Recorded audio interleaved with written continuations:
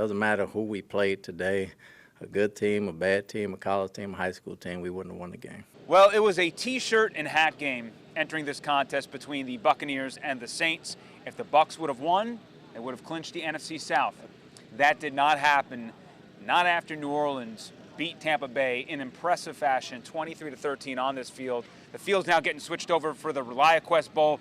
I mean, we're even losing to the bugs right now. That's how bad it got. I'm getting attacked by bugs. The Bucs offense was attacked by that Saints defense, and the Bucs defense simply didn't really attack the Saints offense. We saw plenty of, or none of that. Antoine Winfield Jr. said, look, even though the offense was turning the ball over, it's still the Bucs defense forte to create takeaways. This was only their third game without a takeaway, and that battle right there defined this game. Yeah, you're right, because the Tampa Bay Buccaneers entered this contest with one of the best turnover differentials in the league. They were tied at the top of the league, and they went -4 today.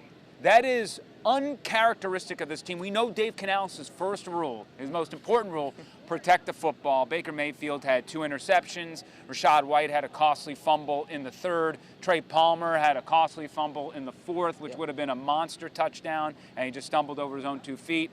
So part of me says that you're probably not going to see that in Carolina. That is so out of bounds of what we have seen the first 16 weeks. But David, we did see a resurgence of the Buccaneers offense from mid-season form. Yeah, the last 4 weeks have been some of the best football we've seen from the Buccaneers, right? Back-to-back weeks, the past 2 weeks, reaching the 30-point mark. But when you watch this game back, you're going to just see a bunch of running the ball, second and long, just kind of stick-to-itiveness, which that's been Dave Canales' thing this year, which is like, I'm going to stick with what the plan is. The plan just has to work. You just got to execute better. I think when we look back at the tape, a lot of little things and the things we were doing well, we didn't today. And it starts, timing on some of the pass game stuff up front in the run game. Like I said, they were more physical today, and they threw us off our tempo.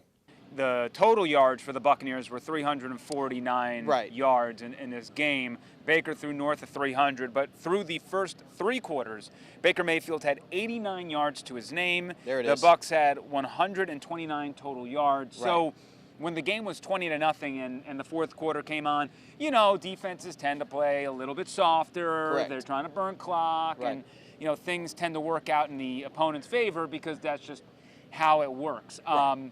But yeah, I mean, ignore kind of the aggregate totals. It was nice to see the fight in them. Something they consistently have shown this year is that even when they're playing bad, they do not lay over. They don't. They do not stop. So that is a good character trait to have in a squad.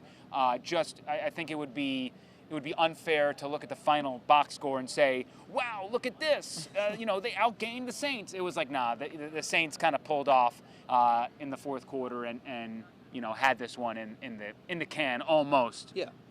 This is one of those games where the eye test matters more so than the numbers. The eye test says the Bucs got dominated. In fact, Todd Bowles said that. He said we stunk it up as coaches and we stunk it up as players. Mike Evans said we didn't deserve to win.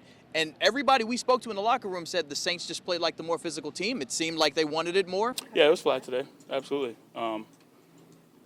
We can't have that, especially a division game, especially the Saints, especially for a title.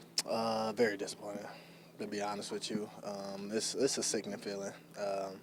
We didn't come out to play, and they got on us out the jump, and we just didn't make enough adjustments together. Yeah, very disappointing. Like we didn't know it was at stake. It came out very flat, both sides of the ball, all 3 phases. It's something that we got to take on. Take to the chin. They came out and beat us. So definitely got to get better, learn from it, get better, be better next week.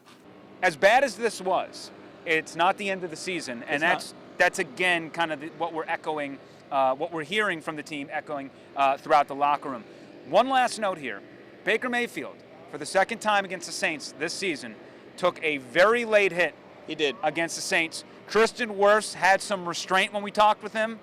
Said he didn't want to say anything more, but he was pissed. Yeah, I am. 93 did it first game, and Tyrann Mathieu did it this game, and he's chirping at the ref saying he didn't. But that's part of football. Bake's a tough guy, tough bastard. Shake it off. I don't know. I can't say anything else about it. Mayfield said he had some tests done after the game. It all came back clean. They're going to see what happens. His ribs look good for now, and he's preparing to play against the Panthers. So for now, that's the only injury news that really comes out of this game that we know of. Kayvon Merriweather left, but other than that, they came out fairly healthy. And the team also did not have Carlton Davis, who's in concussion protocol, and Shaq Barrett, who is also dealing with a groin injury. And they also didn't have O'Keefe on the offense, too, who does play an important piece in terms of blocking for the run game that Dave Canales wants to stick to. He was out with a shoulder injury. So hopefully they get those guys back going into Carolina, who, again, they admitted, look, the record is the record for Carolina. They know they're not going to the playoffs, but they're a stingy team. They're a team that has nothing to lose. And usually that final week of the regular season is when we see those bad teams just empty out the playbook and just say, you know what, we're going to run everything. Oh, man, just know, like you only get this opportunity once in a lifetime. You know what I'm saying? All these opportunities don't come around often. You know, you got to know what's at stake. You know, just got to be better, man. Just got to be better. You know, can't take this stuff for granted. You know what I'm saying? You work so hard to get here, and you just let it go like that. You can't allow that to happen. The Buccaneers are going to be favored in that contest, and of course the Panthers looked atrocious today once again, losing 26-0 to the Jacksonville Jaguars, a team that started C.J. Beathard, a team that looked pathetic against the Buccaneers on this field. But having said that, those guys in the Panthers locker room, they haven't played for anything all year.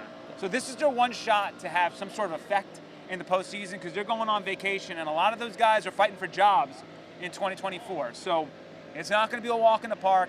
And maybe in the grand scheme of things, a slap in the face against the Saints will serve them well in the big picture, because if they can win against the Panthers, that maybe preps you in the first game here inside Ray J for the playoffs to be prepared and to show up and to know what it feels like to come out not so hot.